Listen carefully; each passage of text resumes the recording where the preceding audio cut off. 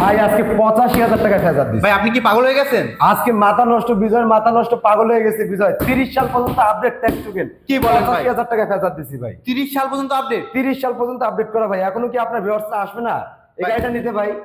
ভাই 85,000 টাকা দিচ্ছেন, এটা তো আমার বিশ্বাস হচ্ছে 85,000 না। টাকা দিচ্ছি, 1,85,000 না ভাই, সত্যই 85,000 টাকা দিচ্ছি, অনলি 85,000 টাকায়। আমার তো বিশ্বাস হলো না। বিশ্বাস কিভাবে হবে ভাই? এই গাড়িগুলো ঢাকা সিটিতে নাম নিলেই 1,20,000 থেকে 30,000 টাকা লাগবে, আর বিজয় দিচ্ছে 85-তে। এটা তো বিশ্বাস হবে না, এটাই স্বাভাবিক।